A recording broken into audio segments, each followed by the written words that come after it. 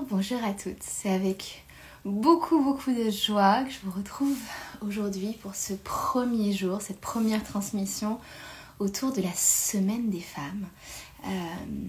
Donc on va célébrer ensemble cette semaine en amont de la journée des droits de la femme qui aura lieu le 8 mars, samedi. Mais une journée c'est un petit peu court pour célébrer nous les femmes.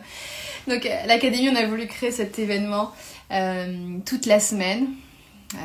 On devrait se célébrer toute l'année, mais on va vraiment se célébrer ensemble toute la semaine. Celles qui me rejoignent en direct, n'hésitez pas à faire un petit coucou, dire d'où vous vous connectez aujourd'hui. Et comme première question, un peu comme introduction de notre semaine, de notre temps ensemble, j'avais envie qu'on commence par se poser une question, chacune. Qu'est-ce que c'est pour nous qu'être femme ? Qu'est-ce que c'est qu'être femme ? Et on pourrait penser que c'est une question simple, puisque pour beaucoup d'entre nous, on est femme depuis un certain nombre d'années. Pourtant, c'est pas si simple. Et j'avais envie de démarrer la semaine avec cette question. Et vous pouvez écrire en commentaire pour vous, c'est quoi être femme ? Parce que ça a été vraiment la question qui a initié pour moi mon cheminement dans le féminin. Il y a 12 ans de ça, 2023, je suis arrivée dans mon premier cercle de femmes. Et la question c'était, c'est quoi pour vous d'être femme ?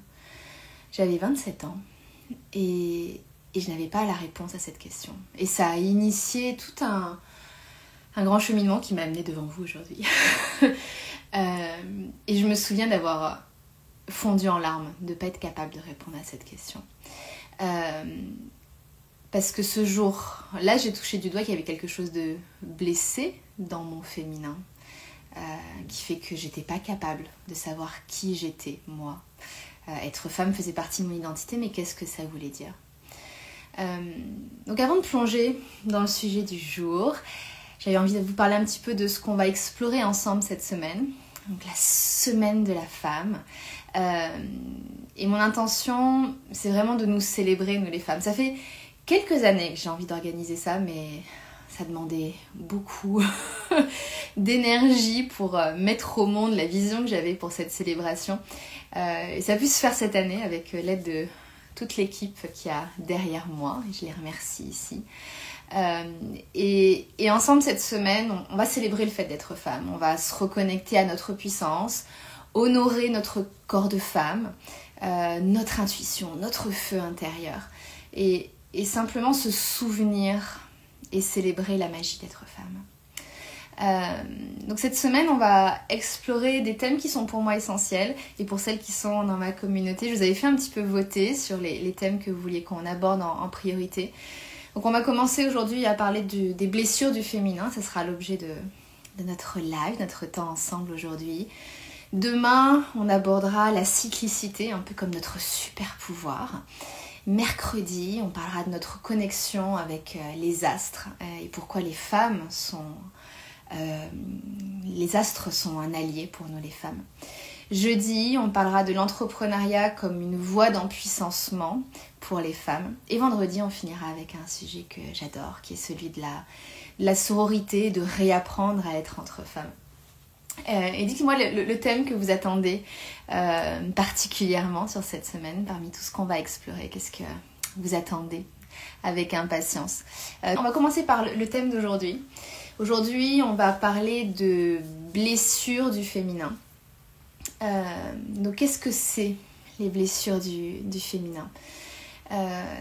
Dans notre vie de femme, on a des moments sacrés, des moments de transition où on a été initié à un passage important dans notre vie de femme, un passage fondateur qui a structuré notre identité de femme. C'est pour ça que je vous posais la question au début de qu'est-ce que c'est pour vous d'être femme ? Et ces rites de passage, ils sont peu connus. Et vous pouvez me dire, est-ce que vous savez ce que c'est qu'un rite de passage ? Est-ce que vous savez les rites de passage que vous avez vécus dans votre vie de femme ? Assez souvent, ils ne sont pas vécus en conscience. On ne se rend pas compte qu'on est en train de vivre un rite de passage. Et dans notre société moderne, ils sont souvent vécus dans la solitude, parfois dans la douleur, et ils laissent des traces. Et quand ils sont mal vécus, au lieu de forger la femme que l'on est, au lieu de nous donner des outils de puissance, ils laissent des traces et des blessures. Et c'est ce qu'on va explorer ensemble. Ce lien entre ces rites de passage mal vécus et les traces qu'ils laissent. Donc celle qui est là en direct, vous pouvez déjà essayer de me dire, à votre avis, c'est quoi ces rites de passage? Est-ce qu'on peut en citer quelques-uns? Et on va particulièrement s'intéresser aujourd'hui aux rites de passage qui sont propres à nous, les femmes. Les rites de passage, on va en donner un qui est universel, il y a la naissance et la mort. Et ça, c'est des rites qu'on vit tous, hommes et femmes. Mais il y a d'autres passages qui nous sont propres à nous les femmes et qui nous forgent vraiment en tant que femmes. Je vois rien dans la boîte à conversation. Donc on va, pendant que vous trouvez ceux qui sont spécifiques à nous les femmes, je vais parler du premier qui nous est pas propre, mais qui est pour moi important à parler. Donc notre premier rite de passage en tant qu'être humain, c'est notre naissance. Donc la naissance, c'est on arrive, on rentre dans ce monde. Et ce rite de passage, il nous apprend, mais tiens, qu'est-ce que c'est être humain finalement. Or aujourd'hui, quand on observe qu'est-ce qui se passe autour de nos naissances, les naissances, elles sont de plus en plus médicalisées, dans certains cas surmédicalisées, et certaines femmes peuvent se sentir même dépossédées de leur choix. Ça parlera peut-être à certaines aujourd'hui. Moi, dans les femmes que j'accompagne, beaucoup ont vécu, ça c'était pas quelque chose que j'ai voulu. Elles n'ont pas eu le choix de leur projet de naissance, ou elles avaient un projet de naissance et finalement il n'a pas été respecté. Elles ont vécu des interventions qu'elles n'avaient pas souhaitées, sans consentement. Donc on peut beaucoup, quand on vient au monde, c'est pas forcément toujours dans des conditions idéales. Moi j'ai un souvenir qui m'a marqué de ma propre naissance, je ne sais pas pourquoi, mais j'ai ce souvenir d'arriver et d'avoir toutes ces lumières incandescentes, tous ces néons, et quand j'ai mis au monde mes enfants, c'était je veux pas de lumière, je veux pas cette lumière dure. Et donc c'est intéressant d'interroger notre maman pour savoir comment s'est passée notre propre naissance, comment on est arrivé au monde, comment ça s'est passé pour elle, parce que ça c'est des choses qui vont nous toucher. Est-ce qu'on a été séparés de notre mère à la naissance? Est-ce qu'on est resté éloigné d'elle, celles qui sont nées dans les années, je crois, 70 et avant? On enlevait les bébés, on les mettait dans des espaces où ils étaient tous ensemble, et ils étaient très peu en contact avec leur mère les premiers jours. Et donc tout ce qui s'est passé à notre naissance, à notre propre naissance, ça laisse des traces. Et notamment ce moment de notre naissance, il crée notre sécurité dans le monde. Est-ce que je suis en sécurité dans cet espace? Et donc si j'étais enlevée de ma mère, si ma mère c'était très médicalisé, elle n'était pas consciente de l'accouchement, ça va nous laisser des traces. Est-ce que je me sens facilement en sécurité dans ma vie? Si je suis née par césarienne, est-ce que je me sens ancrée sur cette terre? Et est-ce qu'il y a un lien d'attachement naturel? Est-ce que je m'attache du coup naturellement dans ma vie, ou est-ce que c'est difficile de trouver ces liens? Donc il y a toutes ces traces que ça laisse. Est-ce qu'il y a une blessure d'abandon que je vis dans ma vie et je ne sais pas trop d'où ça vient, mais en fait c'est peut-être des choses qui sont inscrites. Et pour certaines, on a aussi cette hyper-vigilance, parce qu'on ne se sentait pas en sécurité quand on est né, donc on vit avec cette hyper-vigilance. Donc ça c'est le rite de passage dans lequel on arrive toutes, c'est notre entrée au monde. Et je vois, vous avez bien complété. Donc on a des rites de passage qui nous sont propres à nous les femmes. Je vois dans les commentaires, il y a en effet Cathy appelait ça les règles. Alors moi j'aime pas appeler ça les règles parce que je trouve que c'est un héritage très patriarcal de ce qu'on mesure. Donc c'est la première fois qu'on a nos menstruations, nos lunes. On appelle ce rite de passage les ménarches. Vous avez aussi nommé la sexualité, donc notre première expérience sexuelle consentie. On a la maternité, et vous l'avez nommé aussi. Donc chacun de nos accouchements, chaque fois qu'on donne naissance, c'est un rite de passage. Et celui qu'on va aborder aussi aujourd'hui, que vous avez nommé, c'est la ménopause. Donc on va parler de chacun de ces rites et comprendre en fonction de comment ils sont vécus, des blessures qu'ils ont pu laisser sur notre féminin. On va s'intéresser au premier, qui est nos ménarches. Donc la première fois qu'on a eu nos lunes, nos saignements, nos menstruations. Et ce passage, il marque vraiment le passage de l'enfance à la vie de femme. Donc ce rite initiatique, il devrait nous apprendre qu'est-ce que c'est être femme.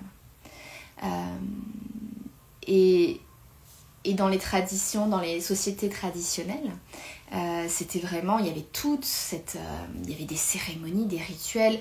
Les jeunes filles étaient en cercle avec des femmes plus âgées qui leur transmettaient ce que c'était d'être femme. Aujourd'hui, peu d'entre nous ont vécu une transmission et on prendra un temps tout à l'heure pour échanger là-dessus, mais assez souvent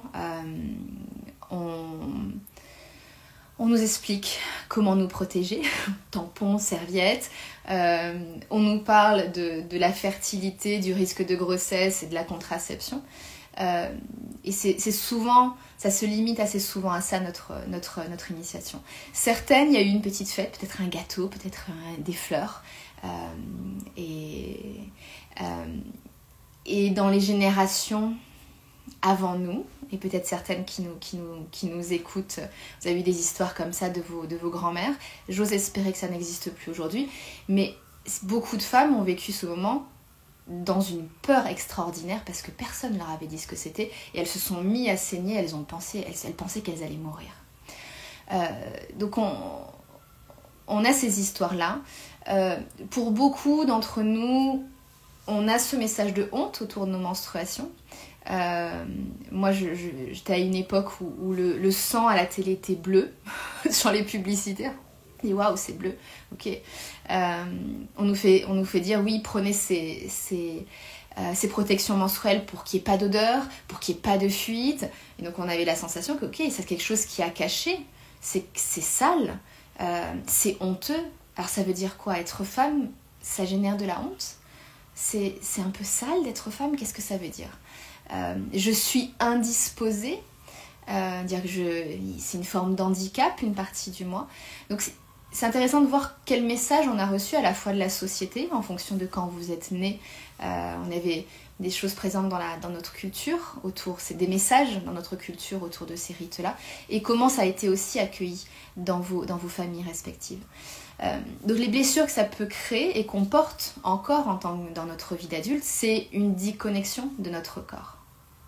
C'est waouh, cette difficulté d'accepter ce corps de femme ou d'accepter notre cycle en fonction des messages qu'on a reçus au moment de nos ménarches. Ça influence la manière dont se comportent nos cycles.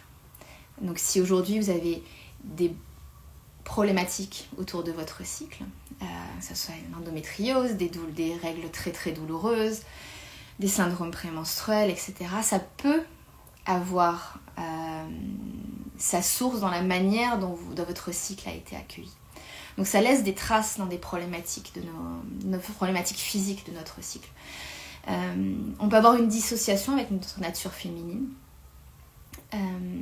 et des difficultés à poser des limites. Ok, c'est quoi être femme?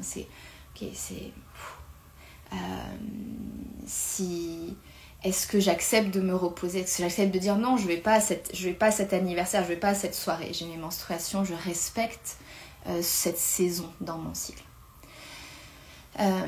On va revenir sur les ménarches un peu après.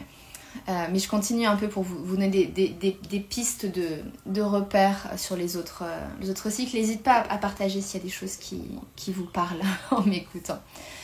Donc un autre des grandes initiations dans notre vie de femme, c'est notre premier acte sexuel consenti. Donc je mets de côté non consenti, donc pour toutes celles qui ont eu inceste, viol, On met ça de côté. C'est pas ça notre rite de passage. Notre rite de passage, c'est la première fois qu'on a ouvert notre corps peut-être, mais corps, à une autre personne. Et donc on rentre dans notre vie sexuelle. C'est une initiation au plaisir finalement. Or aujourd'hui, et à l'époque, peu importe quand vous êtes né, ça fait des années et des années que dans notre société, la manière dont les jeunes sont initiés à la vie sexuelle, c'est soit avec une éducation sexuelle très basique, anatomique et très fonctionnelle, très liée à la contraception et du coup au risque de grossesse. Donc il y a beaucoup de peur autour de la sexualité qui est posée par ces éducations sexuelles qu'on reçoit à l'école pour beaucoup. Et pour beaucoup, on est initié à qu'est-ce que c'est de la sexualité en regardant la pornographie et tous les messages qui sont véhiculés par la pornographie. Donc beaucoup de jeunes rentrent dans leur vie sexuelle avec ça. Parfois la pression de dire « Oh, je veux pas être le dernier de mes copains et mes copines, avoir eu ma première expérience sexuelle ». Il y a une véritable manque d'éducation autour du consentement. Alors, j'espère que ça évolue aujourd'hui dans les nouvelles générations et au plaisir féminin. Donc qu'est-ce que ça crée comme blessure ? Et vous vous reconnaîtrez peut-être dessus, mais c'est cette difficulté de s'autoriser le plaisir, parce qu'on nous a toujours dit que c'était dangereux, notre sexualité, parce qu'on pouvait avoir un enfant qu'on voulait pas. Donc il y a ce danger autour. Est-ce que je m'autorise ce plaisir ? Est-ce que je me sens souveraine sur mon corps ? Cette confusion qu'on a beaucoup entre le plaisir et l'obligation de faire plaisir à l'autre. À quel moment j'en ai vraiment envie ou à quel moment je le fais pour l'autre. Beaucoup de femmes n'ont pas accès au plaisir du fait de cette manque de transmission autour de ce moment-là. Et il y a beaucoup de blocages émotionnels et de traumatismes autour de ça. Une petite parenthèse autour de cette sexualité, et je pourrais en parler pour d'autres si vous avez des questions, d'autres rites de passage si vous avez des questions autour de ça, c'est qu'il y a aussi beaucoup de choses qui sont transmises de manière transgénérationnelle. Donc dans quasiment toutes nos lignées, on a des histoires d'abus sexuels qu'on porte. Et donc cette partie de nous, cet accès au plaisir est pour une grande majorité d'entre nous blessés, que ce soit par des blessures qu'on a nous-mêmes reçues ou dont on a hérité dans nos lignées. L'accouchement. L'accouchement, comme je disais tout à l'heure, on a cette hyper médicalisation de ce processus d'accouchement qui va être souvent vécu comme une dépossession. Je crois qu'on a aujourd'hui, on a un accouchement sur 3 qui est vécu de manière traumatique par les femmes. Donc c'est énorme, ça veut dire que si on a eu plusieurs enfants, 2 ou 3 enfants, il y a de bonnes chances qu'on ait vécu un de nos accouchements de manière traumatique. Donc ça touche beaucoup de femmes. On a peu de reconnaissance par la société du grand changement identitaire que vivent les femmes quand elles deviennent mères. Une première fois, une deuxième fois. Heureusement, ça change. On parle aujourd'hui de matrescence. On se rend compte que c'est comme l'adolescence, qu'il y a vraiment un changement identitaire. C'est un rite de passage. Mais globalement, les femmes sont peu mal préparées. La préparation dans la grossesse est très orientée sur l'accouchement, mais pas du tout sur ce qui se passe dans le postpartum, ce qui se passe après, sur le fait qu'elles vont changer. Il y a énormément de dépression postpartum, beaucoup de suicides des femmes aujourd'hui. J'ai plus la statistique en tête, mais c'est assez effrayant. C'est une des grandes causes de suicide pour les femmes. Donc on est face à une problématique de société, clairement. Et donc ce rite de passage, il est aujourd'hui vécu également avec beaucoup de solitude. Peu d'entre nous ont nos mamans, nos grands-mères proches de nous. Et on se retrouve assez isolés. Et moi, clairement, c'est des choses que j'ai vécues. Donc ça laisse quoi? Ces traces de ces accouchements, mais c'est surtout, c'est toute la maternité, on parle pas seulement de l'accouchement ici. C'est l'impression de ne pas avoir eu notre souveraineté, donc pour toutes celles qui ont subi les interventions qu'elles n'ont pas voulu, de ne pas avoir vécu en conscience cet événement-là, cette déconnexion à nouveau du corps. C'est ce corps qui a changé, on ne m'a pas préparé à ce qui change, ce corps qui a subi des interventions qu'il ne souhaitait pas, et ça crée des déconnexions, un sentiment de solitude, un sentiment de fatigue émotionnelle. Et donc ça on les porte, et ce que peu de femmes savent et comprennent, c'est que la manière dont on vit nos postpartum, elle est très liée à comment on va vivre notre ménopause. Donc ça laisse des traces qu'on va retrouver, qui vont se réexprimer dans le prochain rite de passage des femmes qui vont être la ménopause. Et on va avoir au milieu de tout ça tous les héritages transgénérationnels qu'on peut avoir autour de la culpabilité. Moi, ça a été un grand thème de mon deuxième enfant, qui est la culpabilité. Les sacrifices, être la mère parfaite, tout donner pour son enfant. Et donc on a au milieu de tout ça tous ces blessures qui nous sont beaucoup transmises, qui vont reprendre de la place. Ménopause, le dernier dont on va parler aujourd'hui. Donc le ménopause, c'est notre passage vers l'âge sage. Et or aujourd'hui, il est vécu comme une maladie. Donc quand on regarde, c'est comment on va guérir les femmes de la ménopause. Mais non, la ménopause n'est pas une maladie.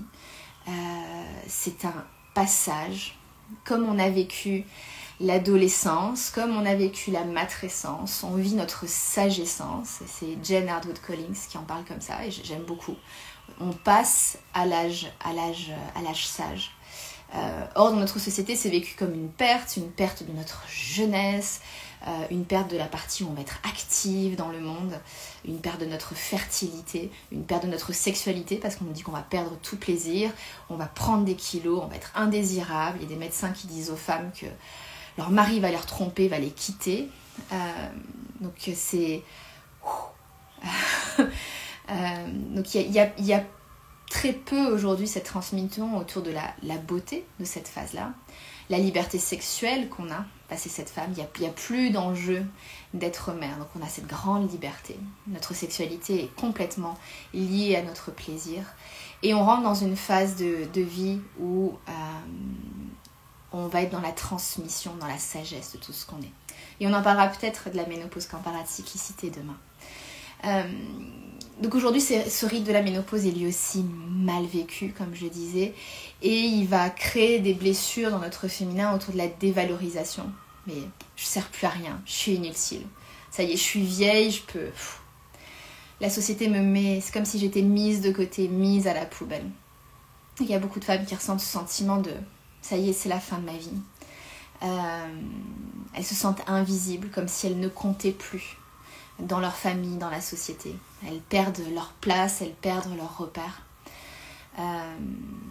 Et beaucoup, et je pense qu'on le voit énormément sur les réseaux sociaux, ou je sais pas, c'est les choses que quand je vais sur Instagram et pour chercher quelque chose, je vois en permanence des photos de femmes qui ont fait de la chirurgie esthétique, et on va dire waouh, elle a 60 ans, regardez, elle est encore plus belle que quand elle en avait 30, en montrant la jeunesse éternelle. Et donc on va être dans ce culte de la jeunesse éternelle, et on montre assez peu la beauté que peuvent avoir les femmes avec leurs rides qui marquent toutes ces années d'avoir ri, et toute cette sagesse là. Donc on a ce rejet de ce corps qui change et qui vieillit. Donc ça vous donne une idée de toutes ces blessures qui sont associées à ces différentes phases. Et on va prendre le temps de se connecter à un de nos rites ensemble. Et je vais vous... J'enlève mes lunettes. Je vais vous aider à prendre un temps pour atterrir ensemble. Et si vous pouvez prendre le temps de vous installer confortablement Et si vous êtes en train de marcher, vous pouvez le faire en marchant en conscience. Si vous êtes en train de conduire, ne fermez pas les yeux. Et si vous pouvez fermer les yeux, on peut fermer les yeux. Moi, je trouve que c'est plus facile de se connecter à son espace intérieur, si c'est agréable pour vous, si c'est possible pour vous. Et on va prendre juste 3 grandes respirations ensemble dans un instant pour à la fois lâcher toutes les informations qu'on vient d'évoquer ensemble, mais aussi pour atterrir dans notre espace intérieur. On va prendre une grande inspire par le nez, expire par la bouche, relâchez. Inspire pour rentrer à la rencontre de nous-mêmes, de la femme que nous sommes. Et expire pour relâcher tout ce qui est négatif, tout ce qui nous pèse. Et une dernière respiration ensemble.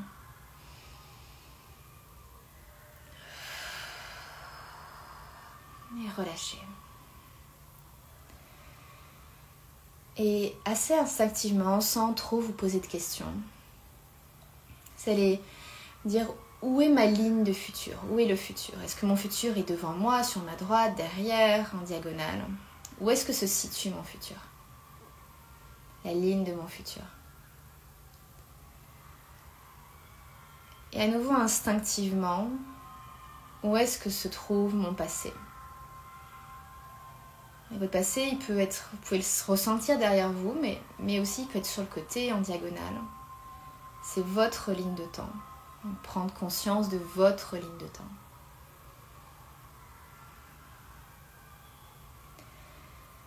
Quand vous aurez repéré la ligne de votre passé, on va visualiser, imaginer qu'on se tourne vers notre ligne de passé. Et comme si on avançait sur un fil, sur un chemin. Des fois, j'aime bien visualiser un arc-en-ciel. Peu importe la manière dont vous percevez cette ligne de temps, on va ensemble marcher en conscience. Le long de cette ligne de temps, ce fil qui nous relie à notre passé, avec derrière nous chacune de ces grandes étapes de notre vie de femme. Et pour certaines d'entre nous, peut-être passer cette première étape, cette première phase qui était notre ménopause, la dernière fois qu'on a saigné. Et continuez votre chemin pour venir passer les étapes qui représentaient nos maternités. À chaque grossesse, on inclut également toutes les grossesses qu'on a perdues. Ces petites âmes étoiles qui ont fait un passage express dans nos vies. Et passez chacune de vos grossesses, s'il y en a eu sur votre chemin. Chacun de ces rites de passage vers la maternité. En continuant votre chemin. Pour que progressivement, ensemble, toujours en avançant sur ce chemin, ce fil de notre temps, on aille à la rencontre du rite de passage vers notre féminité, nos ménarches, la première fois qu'on a saigné ce sang sacré. Et on va s'arrêter sur cette ligne de temps, on va se mettre en pause. Et comme si on était suspendu sur ce fil en hauteur, et qu'on regardait vers le bas. Regardez où est-ce qu'on se situait sur la carte du monde au moment où on a saigné pour la première fois. Dans quel pays vous étiez, dans quelle ville, village, dans quel appartement, maison, n'importe quel autre lieu. Et c'est comme si vous vous zoomiez sur ce lieu. Vous laissez descendre vers l'endroit où vous étiez. En fonction du souvenir que vous avez. Pour vous connecter à ce souvenir, tout ce qui vous remontait autour de ce qui s'est passé au moment de vos ménarches. De se reconnecter à où vous étiez, les discussions, les conversations que vous avez eues, tout ce que vous avez ressenti.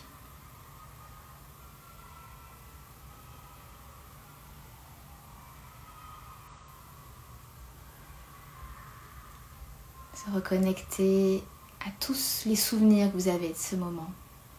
Et s'il n'y a aucun souvenir, si c'est le noir complet, ça aussi c'est une information.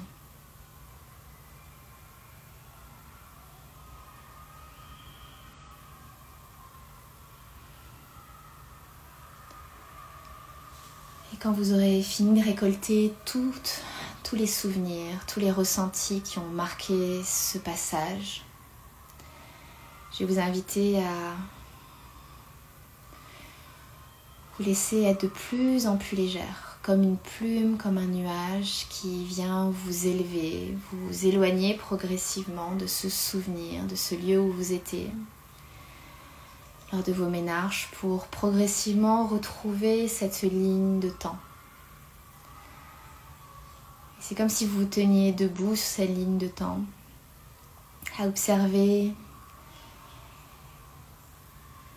ce moment dans votre vie. Vous avez votre ménarche, mais depuis ce point d'observation tout là-haut.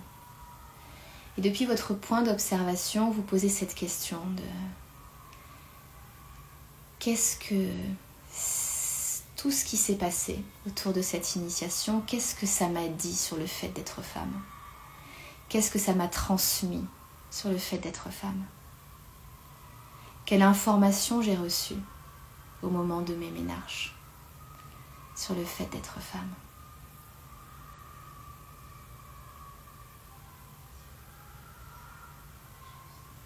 Quelle information cette initiation m'a donné sur le fait d'être femme?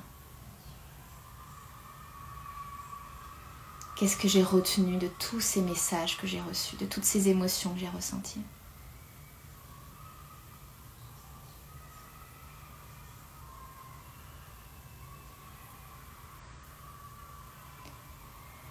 Et quand vous sentirez prête, progressivement, petit pas après petit pas, marchez à nouveau sur votre ligne de temps. Et à mesure que vous remarchez sur votre ligne de temps, en avançant sur le fil de votre histoire de vie, de votre histoire de femme, prendre conscience de la manière dont ces messages que vous avez reçus au moment de vos ménarches ont façonné votre vie de femme. L'impact que ça a eu sur la manière dont vous avez vécu vos menstruations, vos saignements, le rapport que vous avez avec votre sang. Comment ça a influencé votre sexualité, votre rapport au plaisir. Comment ça a influencé votre rapport à votre cycle.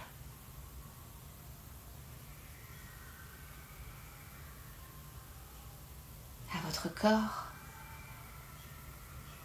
à votre manière d'être femme.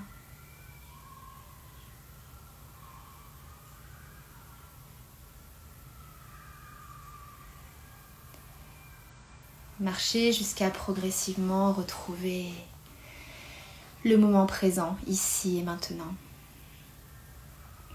Et reprendre conscience de votre corps, ici et maintenant, là où vous êtes. Ressentir le contact de votre bassin sur votre assise ou des pieds sur le sol. Peut-être prendre le temps de laisser vos mains caresser vos cuisses, peut-être votre ventre, votre poitrine, vos épaules, vos bras. Juste venir vous réaccueillir dans ce corps, ici et maintenant. Et prendre le temps de noter toutes les informations que vous avez eues en explorant cet espace. Donc j'espère que vous avez pu percevoir à quel point ce rite de passage-là, de notre adolescence, ménarche, cette initiation à notre vie de femme, elle influence énormément la femme qu'on est, la femme qu'on a été, le rapport avec notre cycle, beaucoup de problématiques qu'on peut avoir autour de notre cycle trouvent racine dans la manière dont on a été accueilli. Donc, tous les messages négatifs qu'on a reçus, dans n'importe quel de ces rites de passage, mais dans les ménarches, puisque c'est celui-là qu'on a passé, ça a un impact. Et ça a un impact émotionnel, psychologique, mais aussi un impact physique, notamment sur les problématiques qu'on peut rencontrer dans notre féminité. Donc pour celles qui ont envie d'explorer davantage autour des rites de passage et surtout sur la manière dont on peut guérir, je vais juste donner une clé de plus avant de vous donner des invitations pour celles qui sont invitées à explorer davantage. Donc ces rites de passage, on peut les réécrire. Moi j'appelle ça réécrire notre histoire, reconnecter à la sacralité d'être femme. C'est partie des choses qu'on fait sur notre chemin du féminin sacré. Et la première étape, on l'a vécue ensemble pour Ménarche, c'est qu'on va identifier. Donc on identifie ce qu'on a vécu et ce qui nous a marqué, ce qui nous a manqué et les traces que ça a laissées, les blessures que ça a laissées. En deuxième, on va venir libérer. Donc on libère toutes les émotions qui ont été associées. Donc est-ce qu'on s'est senti perdu? Est-ce qu'on s'est senti trahi? Est-ce qu'on s'est senti abandonné? Qu'est-ce qui s'est passé? Et est-ce qu'on va et on va libérer tout ça, parce que c'est des émotions qui sont ancrées en nous et qu'on va revivre au travers de tout un tas de nos expériences de vie.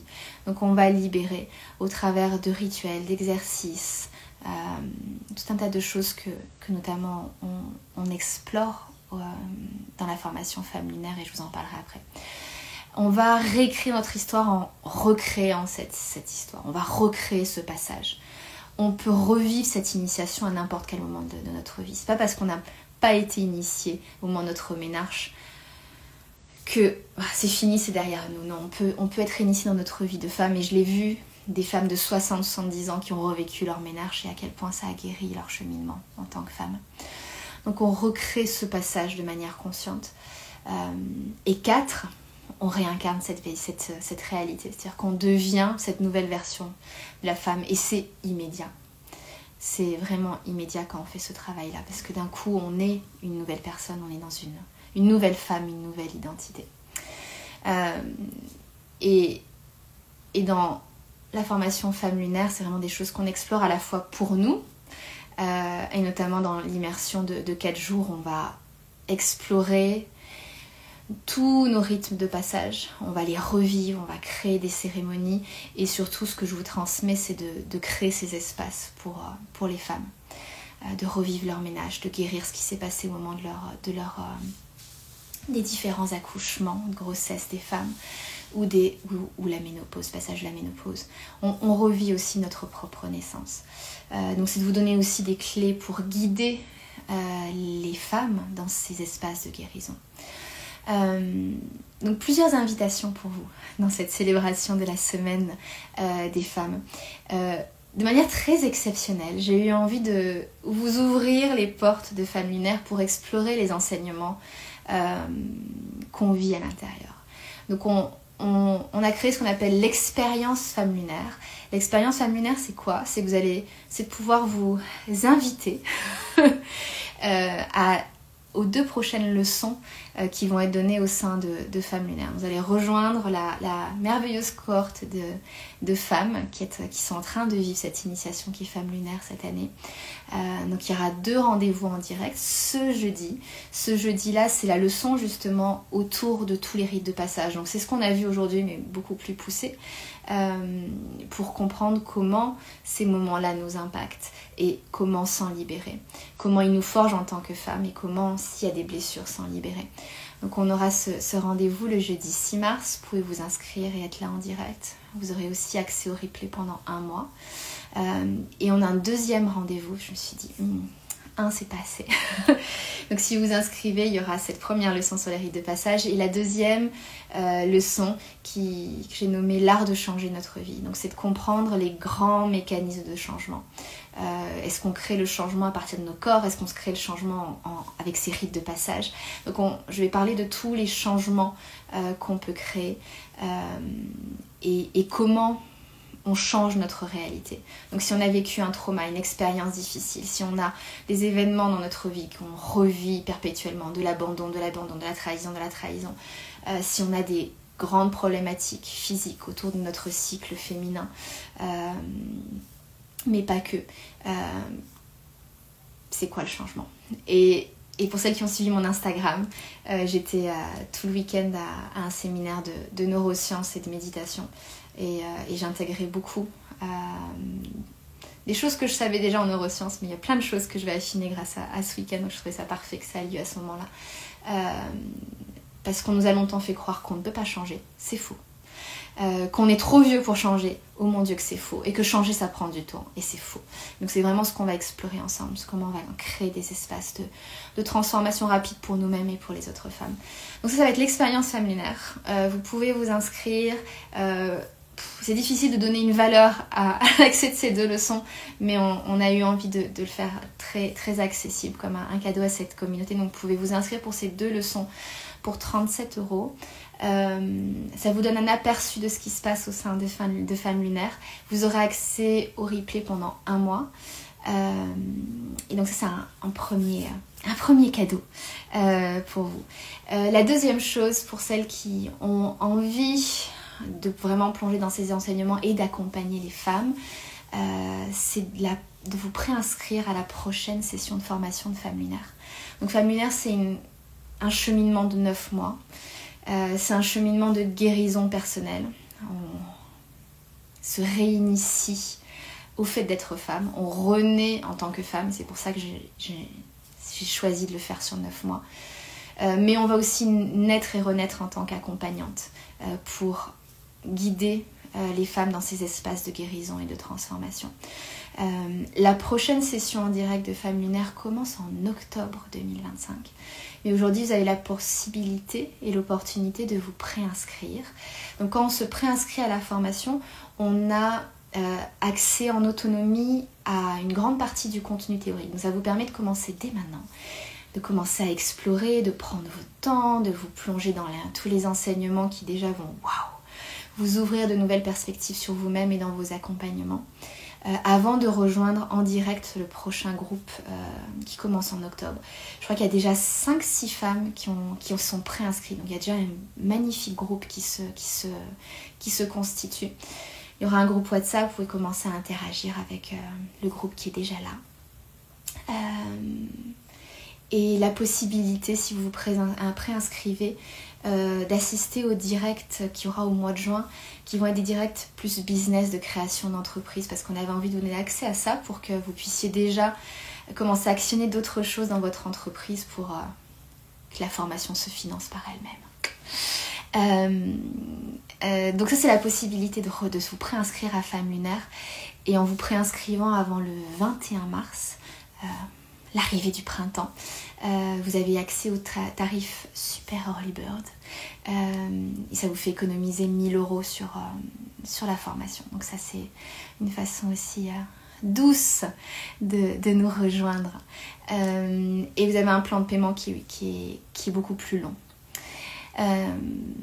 Donc on va vous mettre le lien vers l'expérience Femme Lunaire, et ça peut être une bonne façon, celle qui hésite, me dire oh je sais pas, j'ai envie de ça fait longtemps que Femme Lunaire me fait envie, ou là ça me parle tout ce que tu me dis Vanina.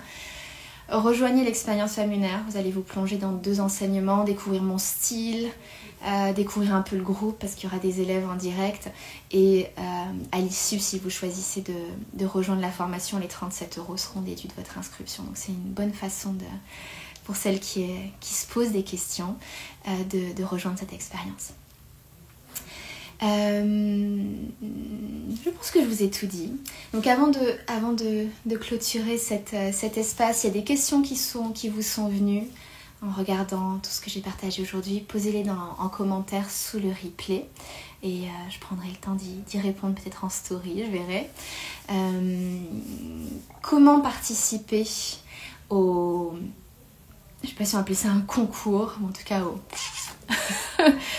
pour gagner les crédits lunaires. Donc je vous ai dit, on se retrouvera en live tous les jours de la semaine jusqu'à vendredi. Demain, on parlera de la cyclicité et magique et super pouvoir d'être cyclé. Donc là aussi on réécrira l'histoire parce que c'est pas ce qu'on nous a dit. Quand on nous a dit que c'est cycliste, c'était donc on va parler de tout ça demain.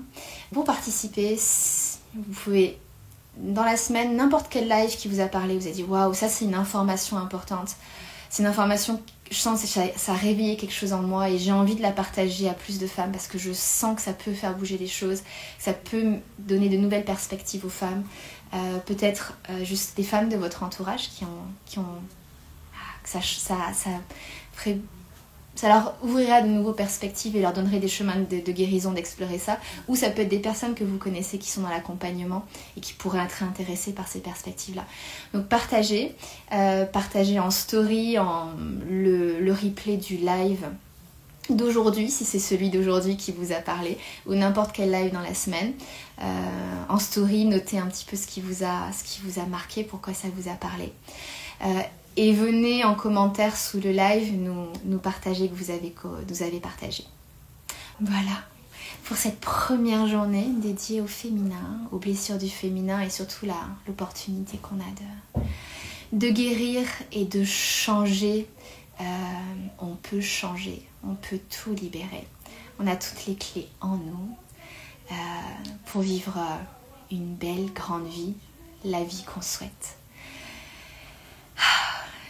Merci à toutes celles qui étaient là, à toutes celles qui regardent ce replay. Un beau début de semaine de la femme. J'ai très hâte de vous retrouver. Je vous embrasse et je vous dis à très vite sur votre chemin de guérison.